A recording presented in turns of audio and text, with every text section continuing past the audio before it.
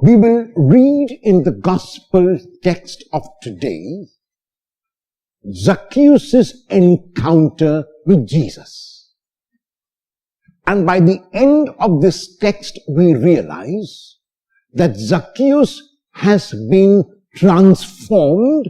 He has become a new person altogether, even because of this brief encounter with Jesus. However, we can also see in these verses a method which we can take for our own prayer and for our own imitation and for our own encounter with Jesus. And the first is the desire to see Jesus. Jesus enters Jericho only on his way to Jerusalem. Jesus is not interested in stopping in Jericho. Jesus is not interested in spending the night in Jericho. Jesus is moving towards Jerusalem. However, in Jericho, there is a man named Zacchaeus who desires to see Jesus. That's all Zacchaeus wants to do. He wants to see who Jesus is. However, the desire of Zacchaeus is not a superficial desire. It is not a desire only on the surface level. It is a genuine desire, as we will see in what happens later. And Jesus is in the midst of a crowd, and Zacchaeus is unable to see Jesus because of the crowd and because he is short in stature. So the two obstacles, which I term as an internal obstacle, Zacchaeus' short stature, and an external obstacle, the crowd, both come together, because of which Zacchaeus is unable to see Jesus. If Zacchaeus was short, but there was no crowd, he could see Jesus. If Zacchaeus was tall, even if there was a crowd, he could see Jesus. However, the internal and the external, the inside and the outside, both these obstacles or hurdles come together, because of which Zacchaeus is unable to see Jesus. The desire of Zacchaeus is a genuine one, and Zacchaeus will persevere. Zacchaeus will not give up. If the desire of Zacchaeus was only superficial, he would have said to himself, I am short. There is a crowd, and it seems like the crowd is going to follow Jesus, so I will see if I can see him another day. He would have procrastinated. However, because Zacchaeus' desire is genuine and because he is going to see the Lord, he does two things. And in those two things, he overcomes both the obstacles. That is, he runs so that he can reach the place before Jesus comes there. He runs ahead, knowing that Jesus is going to come by that way. And even as he runs, he doesn't run and stand there. He uses also his mind. That is, he climbs a sycamore tree. In that action of running and climbing a tree, Zacchaeus has overcome both obstacles. Zacchaeus first has been at the place before Jesus as if to welcome him. Zacchaeus has become tall because he has climbed the tree, and now the crowd will not be an obstacle, will not be an hindrance, because Zacchaeus can see Jesus. He has raised himself. And even as Zacchaeus is there ahead of Jesus, he does something which is very, very crucial in any encounter with Jesus, That is, he waits. Waiting is an art. Waiting is a science. Today, we are living in an instant world where we want everything at the drop of a hat.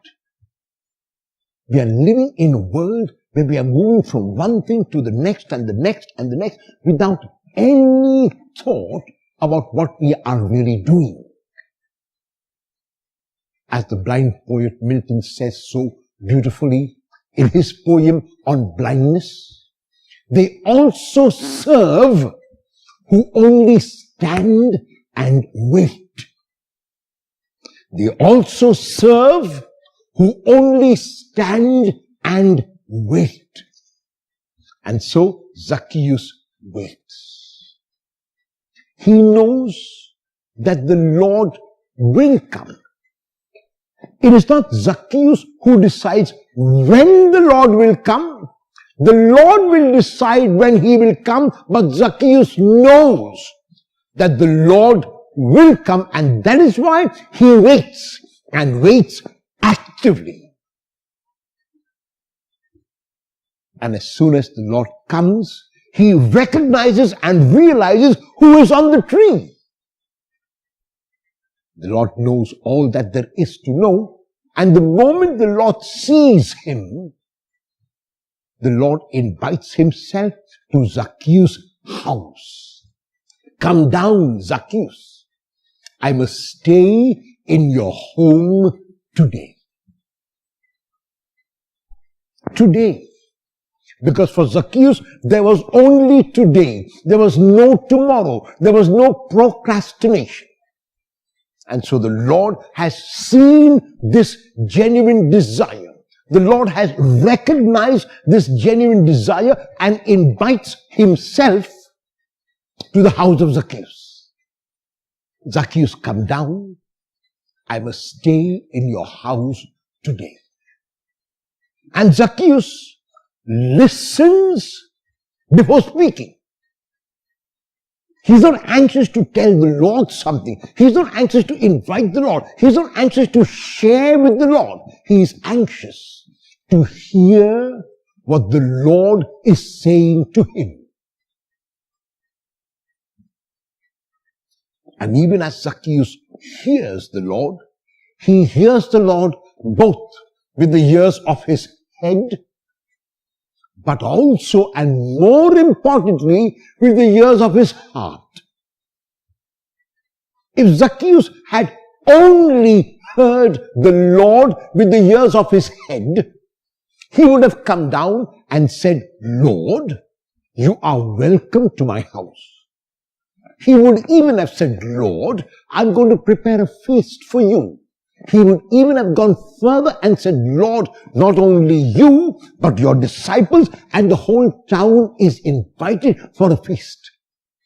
That would have been very generous on the part of Zacchaeus, but it would still have been a listening only with the ears of his head. However, because Zacchaeus hears the invitation of the Lord, even with the ears of his heart, he comes down. And he stands erect. Because he was a short man, he has to stand possibly on his toes so he can look taller and be taller and feel taller. And he says to the Lord, Lord, if I have defrauded anyone, I will pay them back 4 times. And half my goods I will give to the poor. It is very likely that as a chief tax collector, Zacchaeus would have defrauded a number of people. And so therefore, if we make a calculation that he is going to give half his goods to the poor and of the other half going to repay people 4 times if he has defrauded them, we ask ourselves, then how much would remain with Zacchaeus? And the answer is, everything would remain. Everything would remain because Zacchaeus has given up everything to acquire, to get, to recognize, to meet the Lord. And because Zacchaeus has the Lord, he has everything. And so the first step in this encounter with the Lord is whether I ask myself about my own desire. Is my desire to meet and encounter and see the Lord a genuine desire, or is it a superficial desire? If it is superficial, I will give up, I will procrastinate, I will not persevere. But if it is genuine, like Zacchaeus, no matter what my impediments are, no matter what my obstacles are, I will overcome them.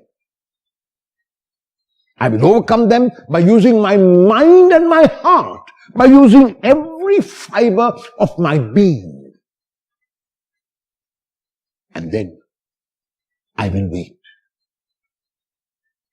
I really do not know when the Lord will come, because the Lord comes in His own time.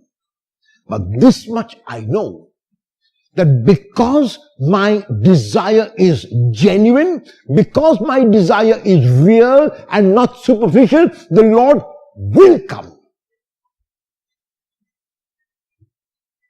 And when the Lord comes, I might be anxious to speak and tell the Lord about the challenges I face, about the joys in my life, about the sorrows and the crosses and so on. And the Lord will speak first if I let Him.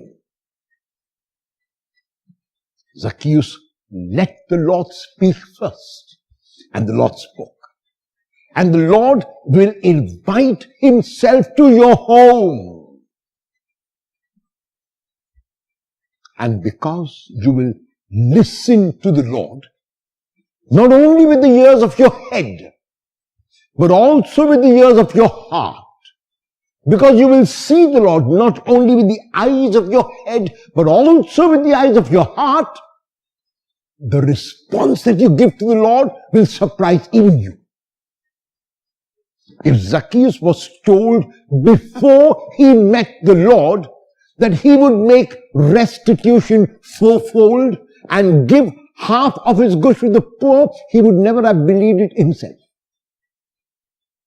It is only after his meeting with the Lord, after his encounter with the Lord, and what it meant to him, that he was transformed. I too, if I allow myself, can be transformed by the Lord.